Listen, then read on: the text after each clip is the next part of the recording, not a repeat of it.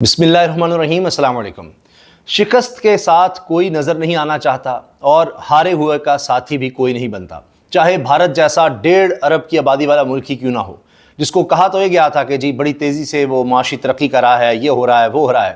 لیکن اس شکست نے، اس عبرتناک شکست نے سارا بھارت کا زوم، غرور، تکبر خاک میں ملا دیا۔ وہ جو میڈیا کے تھرو ایک ہائپ کریٹ کرتے تھے، شائننگ انڈیا، پتہ نہیں کیا ہے، ہم ٹکرا جائیں گے چائنا سے اور ہمارے اوپر انویسٹ کرو، ہم سے تعلقات بناؤ، ویسٹ کو یہ پیغام دینا کہ ہم ہیں، ہم یہاں پر چین کو کنٹرول کر کے دکھائیں گے۔ چین کو کیا کنٹرول کرنا تھا؟ پاکستان سے اتنی بری شکست کے بعد اب حال یہ ہے کہ امریکہ بھی ساتھ نہیں کھڑا ہو رہا۔ سعودی عرب میں کھڑے ہو کر ٹرمپ نے جو بات کی، اس کی بڑی سگنیفیکنس ہے، کیونکہ ٹرمپ اگر سعودی عرب میں ہیں تو تجارت کے لیے، مالی مفادات کے لیے، یہ سب کچھ اب اکانومی کی طرف سے ہو رہا ہے۔ ہر کوئی اپنی اکانومی بہتر کرنا چاہتا ہے۔ سعودی عرب 600 ارب ڈالر کی انویسٹمنٹ کی بات کرتا ہے امریکہ میں، کیونکہ سعودی عرب کو بھی یہ نظر آتا ہے کہ پیٹرول پر انحصار کم کرنا ہے، تیل پر انحصار کم کرنا ہے۔ جو فیوچر ہے، مستقبل ہے، اس میں تیل پر انحصار لوگ ختم کر رہے ہیں۔ پاکستان میں دیکھ لیجئے، لوگ سولر انرجی پہ کتنی تیزی سے کنورٹ ہو رہے ہیں۔ کبھی تیل سے بجلی بنائی جا رہی تھی، گیس سے بجلی بنائی جا رہی تھی، اب لوگ سولر کی طرف آ رہے ہیں۔ گاڑیوں کو دیکھ لیجئے، الیکٹرک کارز کی طرف لوگ آ رہے ہیں۔ تیل پر انحصار کم سے کم، مستقبل اسی طرح سے نظر آ رہا ہے، بالکل ختم ہوتا چلا جا رہا ہے۔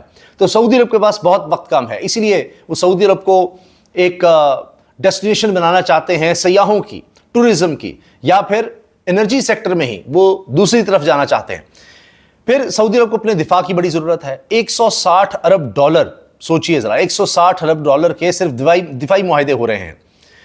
یہ تو ایک ملک ہے، اب قطر جا رہے ہیں۔ تو اب ایک وقت تھا کہ سعودی عرب بھی دیکھ رہا تھا بھارت کی طرف، اب بھی ہے کہ وہاں بھی انویسٹ کرنا ہے، آبادی ہے تو چلے جی، وہ کنزیومر ہے، مگر اسٹریٹجیکلی تعلقات جس طرح سے بھارت کی طرف دیکھے جا رہے تھے، چاہے وہ سعودی عرب ہو، چاہے قطر ہو، یو اے ای ہو، اب وہ پاکستان کی اہمیت کو بھی دیکھ رہے ہیں۔ یہ نہیں تھا کہ نہیں دیکھ رہے تھے، مگر اس طرح نہیں جو اب دیکھ رہے ہیں کہ پاکستان تو ایک بڑی زبردست طاقت ہے، اس نے دھول چٹا دی ہے، یہ تو بہت آگے کی چیز ہے پاکستانی۔ چاہے آپ پاکستان کو دفاع میں دیکھیں، ڈپلومیسی میں دیکھیں، میڈیا میں دیکھیں، ہر طرف پاکستان نے بھارت کو شکست دی ہے۔ یہ نہیں ہے کہ جی میدان جنگ میں صرف ایک پہلو میں، پاکستان ایئر فورس کو دیکھ لیجئے، ہر لحاظ سے آپ نے دیکھا۔ ٹیکنالوجی میں تو ٹھیک ہے چائنا کے ساتھ اشتراک تھا، لیکن اس کا استعمال تو دیکھیے۔ اب یہ عرب ممالک زیادہ تر انحصار کرتے ہیں باہر کی دنیا پر اپنے دفاع کے لیے، تو پاکستان کی ٹریننگ پہلے ہی تھی، اب اور زیادہ۔ اب وہ دیکھیں گے بھئی یہ تو بہترین لوگ ہیں، تو وہاں پر امریکہ جو کہا جا رہا تھا جی ایلائی ہے، ساتھی ہے اب بھارت کا، وہ اس کے ساتھ کھڑا ہوگا، وہ تک نہیں کھڑا ہوا۔ کوئی ایک ملک نہیں آیا بھارت کے ساتھ کھڑا ہونے پہ، فرانس تک نے کوئی اس کی سٹیٹمنٹ نہیں دی، کوئی جرمنی، کوئی ملک۔ اس میں بنیادی چیز تو ظاہر ہے یہ ہے کہ بھارت جتنے الزامات لگاتا رہا وہ ثابت نہیں کر سکا، اور اس نے خام خواہ پہل کر دی۔ پہلگام واقعے کے کوئی ثبوت نہیں تھے۔ اب ٹرمپ کھڑے ہو کر سعودی حکومت کے سامنے، وہاں سعودی عرب میں سارے انویسٹرز کے سامنے کیا کہہ رہے ہیں کہ جی میں نے یہ کہا کہ دونوں ممالک سے ہم تجارت ختم کر دیں گے تو سیز فائر ہو گیا، تو میں کہتا ہوں تجارت کی طرف آؤ، دونوں اکٹھے بیٹھو۔ اب ہوا کیا؟ مودی کی طرف سے کہا جا رہا تھا کہ جی پاکستان نے رابطہ کیا اور پاکستان نے سیز فائر کا کہا، وہ پہلے جھوٹ ثابت ہو گیا تھا، یہ بھارت گیا تھا ٹرمپ کی طرف، امریکہ کی طرف۔ مگر اب دیکھیے، ایک تو بات یہ ہوگی کہ بھارت کہتا تھا کہ جی ہم بس دو آپس میں معاملہ طے کر لیں گے، سب کر لیں گے، نہیں، خود تیسرے سال اس کے پاس گیا، اور ٹرمپ کی بات بھی دیکھ لیجئے کہ جی ہم نے دونوں کو کہا۔ اب بھارت بہت زیادہ ڈیپینڈنٹ ہے امریکہ پر، تجارت کے لحاظ سے، ہر لحاظ سے آپ دیکھیے، تو وہ تو امریکہ نے اس کو سمجھے گود لیا ہوا کہ جی چائنا کے اگینسٹ ہم نے جو بھی کام کرنا ہے، اس کو تو امریکہ کو تو چائنا ٹکر دے رہا ہے نا بیسیکلی۔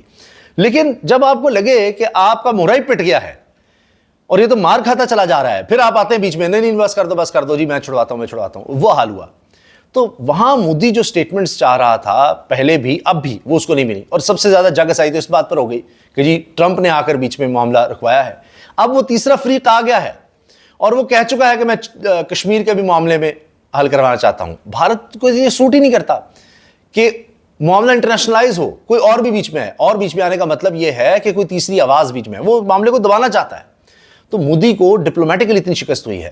آج لوگ حیران ہیں کہ پاکستان کو کس کس طرح سے سفارتی سطح پر بھی جیت ملی ہے۔ ترکیہ پاکستان کے ساتھ کھڑا ہوا، چین کی تو بات ہی اور ہے نا، پھر آذربائیجان، امریکہ کو آپ دیکھیے، یورپین ممالک کو دیکھیے، سب پاکستان کے ساتھ۔ عرب ممالک بھی جو اتنی بڑی انویسٹمنٹ نظر آتا ہے کہ بھارت میں کر رہے ہیں، مسلسل کے ساتھ تعلق بنا رہے ہیں، وہ ڈائنامکس بھی چینج ہوئے ہیں. تو ایک بالکل ایک شفٹ نظر آ رہا ہے ہر لحاظ سے. تو پاکستان کی اس فتح نے پاکستان کی عزت، تکریم، وقار یہ سب بڑھا دیا ہے. پاکستان پر تمام ممالک کی توجہ اب زیادہ بڑھ گئی ہے کہ یہ تو ایک طاقت ہے. یہ جو بھارت سمجھتا تھا نا، ایک دوسرے ریلائز کرتے ہیں یہ تو کوئی مسئلہ نہیں، ہم تو چین کی طرف دیکھ رہے ہیں، پاکستان کو تو ہم کبھی جب بھی چاہیں ہڑپ کر جائیں گے. وہ ساری سوچ پریکٹیکلی فارغ ہوگی. اصل بات تو پتہ لگتی ہے، آپ دعوے جتنے مرضی کرتے رہیں، اصل تو پتہ لگتا ہے کہ میدان میں کیا ہوا.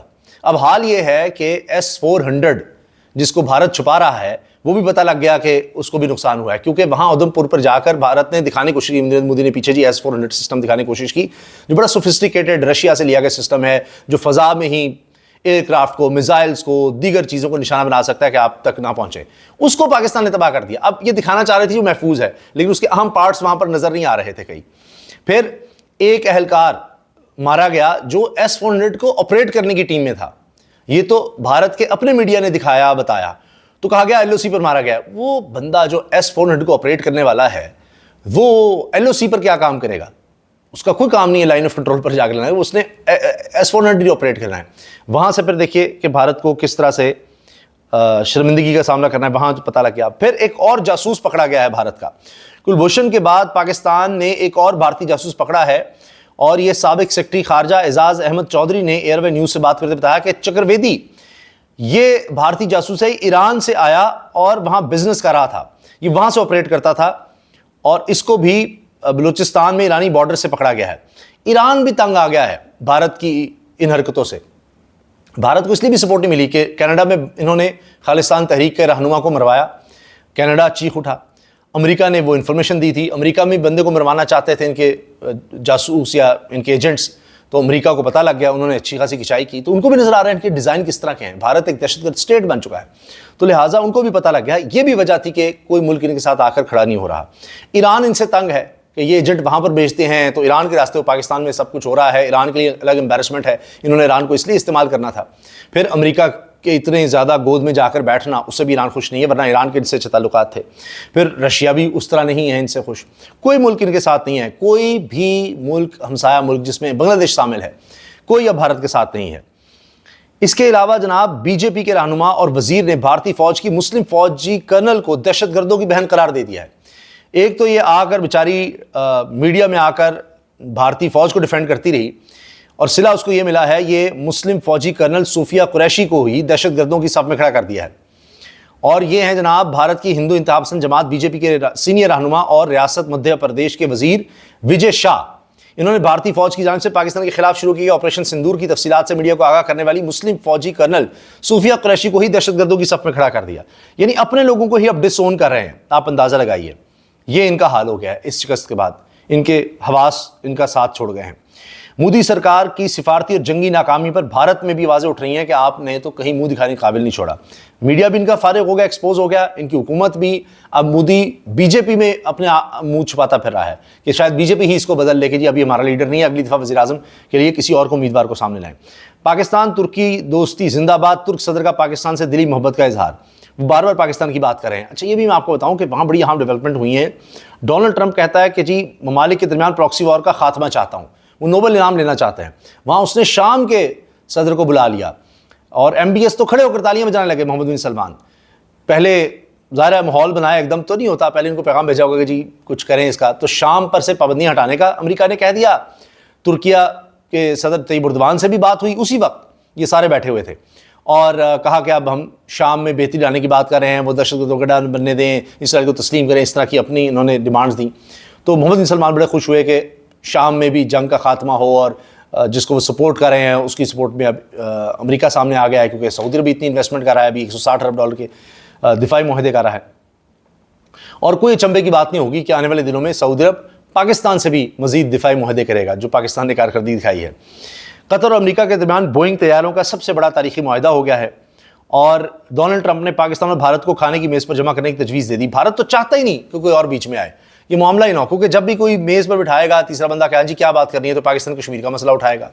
تو بھارت کو تو یہ اس سے چڑ ہے، وہ سننا ہی نہیں چاہتا. سعودی عرب میں ٹرمپ کا جامنی قالین عربی گھوڑوں اور $142 ارب کے دفاعی معاہدوں سے استقبال، یہ خبر چل رہی ہے. اور اب وہ عرب ممالک سے زیادہ قریبی تعلقات بنانے کے چکر میں کہہ رہے ہیں جی میں فلسطین کا مسئلہ بھی حل کرانے کی کوشش کروں گا، غزہ کا بھی، کیونکہ جب تک غزہ کا مسئلہ نہیں حل ہوتا، اگرچہ ان کا ٹلٹ اسرائیل کی طرف ہے، لیکن جب تک غزہ کا مسئلہ حل نہیں ہوتا عرب ممالک بھی مجبور ہوں گے کہ وہ اسرائیل کو کسی بھی صورت میں اس طرح تسلیم نہیں کر سکتے، اگرچہ کچھ ممالک نے کیا تھا لیکن اس کے بعد فلسطین اور یہ غزہ کا مسئلہ آ گیا۔ جب تک فلسطینیوں کے امنگوں کے مطابق ان کو آزاد ریاست نہیں ملتی، یہ مسئلہ حل نہیں ہو سکتا، اور یہ ٹرمپ کے لیے ظاہر ہے کہ ایک مشکل رہے گی۔ اجازت دیجیے، اللہ حافظ۔